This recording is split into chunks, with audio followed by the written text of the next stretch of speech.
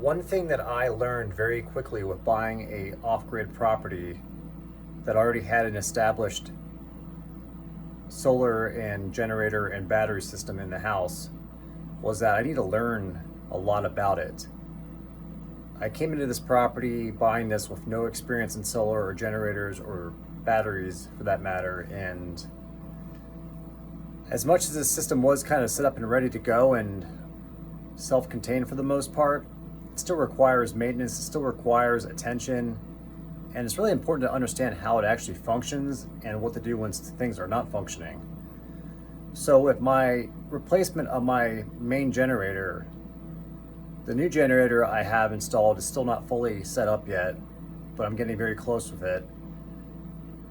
One thing I did right away when I installed this other generator was I installed a double throw manual transfer switch on the outside of the house, and on the other line in I installed a 50 amp plug for a generator, so that way I can run a portable generator when my main generator is not online, or if I have problems or I take it down for maintenance or something happens to it.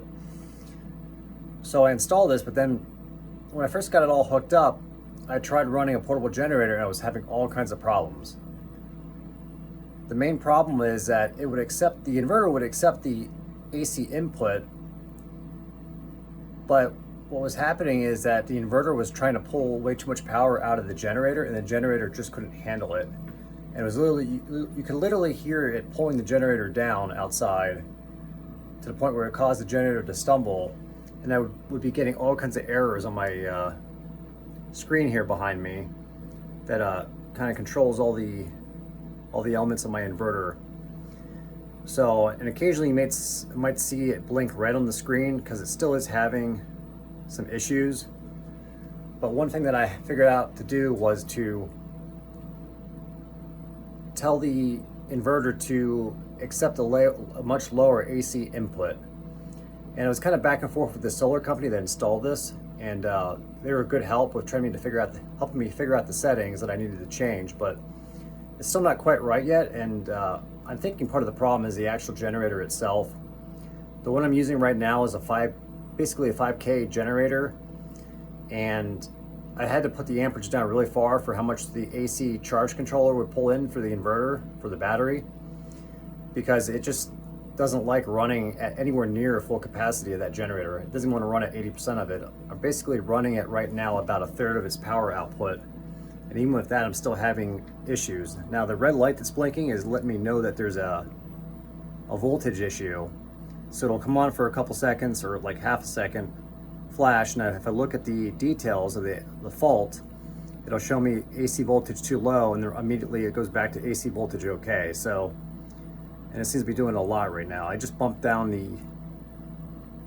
amps coming in by another 1, and it's still doing it. So what I found out too about this inverter here, this Outback Radian, is that it's passing the inverter feed directly through to any load that's on the inverter. So a lot of that feed is going into my battery right now, but whenever anything comes on in the house, like the refrigerator kicks on, the compressor, or something else, it's immediately taking that power directly from the generator, and that generator is just not holding up for that. So this charge controller was originally set for pulling 30 amps, which is fine for my main generator, but it's not fine for a portable generator that's way less capacity. My new generator that I'm going to install here is rated at 17 kW, but the one I'm running right now, the portable one, is only rated at a little over 5 kW. It's like 5.3, and right now I'm probably pulling in, I don't know if you can see it, but it's only pulling in 1.6 kW right now of power, and it's set to 10 amps of draw. So it's still giving me issues, but the issue I was having at first with this was when it was set to 30 amps, until I figured out the settings, and after discussing with the solar company that installed the system originally,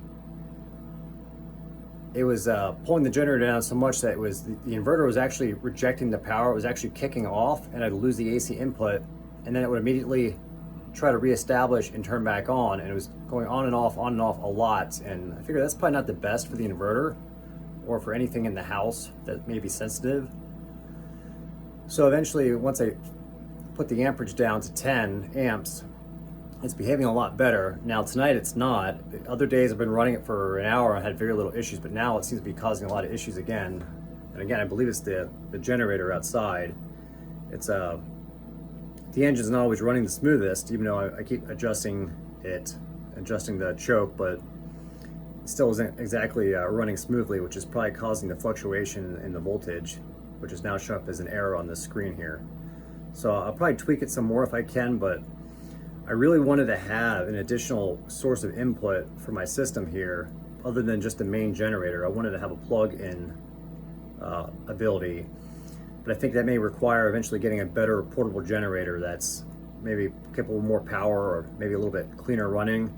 Because the one time I was getting some frequency issues, and again, it's probably because it wasn't running, the motor wasn't going as fast as it should have been to produce the correct frequencies. So again, I'm going to keep messing around with this, but at least at this point now I'm able to charge my battery with a generator, even if it's not fully ideal, but it's at least putting power into my battery right now, especially right now since it's November and solar has been kind of lousy lately with very overcast days most days, and the sun we're getting is obviously not enough because the sun is really low on the horizon.